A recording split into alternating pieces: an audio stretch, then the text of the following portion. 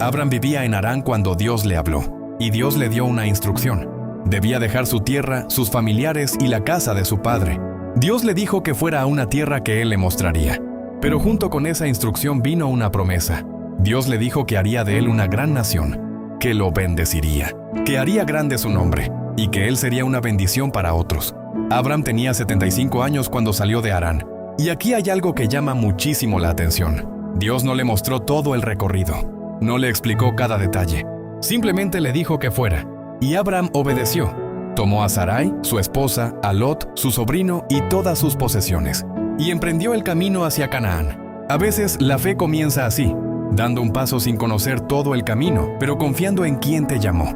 Cuando Abram llegó a Canaán, Dios volvió a hablarle. Le dijo que aquella tierra sería dada a sus descendientes. Entonces Abram construyó un altar al Señor y continuó avanzando. Todavía no tenía una gran nación, todavía no tenía hijos, todavía no veía el cumplimiento completo de la promesa, pero tenía algo que para él era suficiente: la palabra de Dios. Con el tiempo, Abram y Lot habían acumulado tantos animales y posesiones que comenzaron a surgir conflictos entre sus pastores. Entonces Abram tomó una decisión. En lugar de pelear con su sobrino, le permitió escoger primero dónde quería establecerse. Lot miró la región del valle, del Jordán, y escogió aquella tierra, porque era fértil y abundante. Abram se quedó con el territorio restante. Y después de que Lot se separó de él, Dios volvió a reafirmar su promesa. Abram levantó nuevamente un altar al Señor, pero Lot terminaría enfrentando problemas. Varios reyes atacaron las ciudades donde vivía y Lot fue llevado cautivo. Cuando Abram se enteró, reunió a sus hombres entrenados y salió a rescatarlo. Abram logró recuperar a Lot, sus bienes y a las demás personas que habían sido capturadas. Después de aquella victoria apareció Melquisedec, rey de Salem y sacerdote del Dios Altísimo. Melquisedec bendijo a Abram, y Abram le dio la 10ª parte de todo. Después de estos acontecimientos, Dios volvió a hablar con Abram, y le dijo: «No tengas miedo, Abram, porque yo te protegeré». Pero Abram tenía una preocupación. Dios había prometido que tendría descendientes, pero él todavía no tenía hijos. Entonces Abram preguntó cómo podría cumplirse aquella promesa. Dios lo llevó afuera y le mostró las estrellas, y le dijo que así sería su descendencia. Y entonces ocurrió algo fundamental.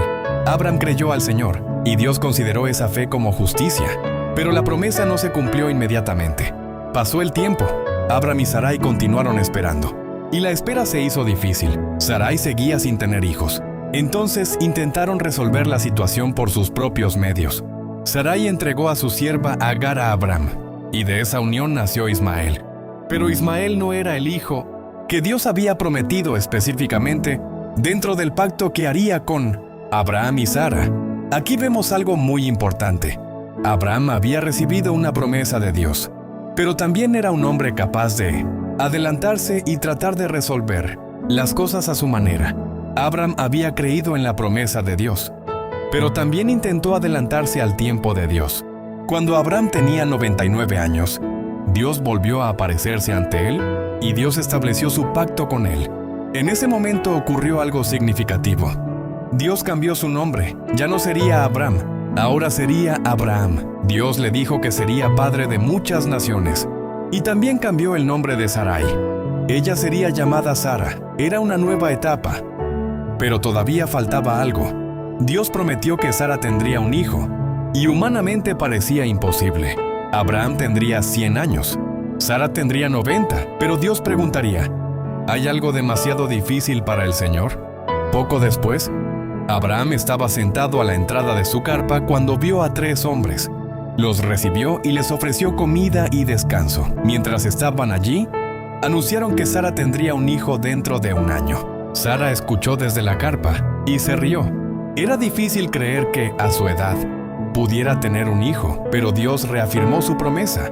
Nada era demasiado difícil para él. Después de esto, Dios le reveló a Abraham lo que sucedería con Sodoma y Gomorra, y Abraham comenzó a interceder. Preguntó si Dios destruiría la ciudad aun cuando allí hubiera personas justas.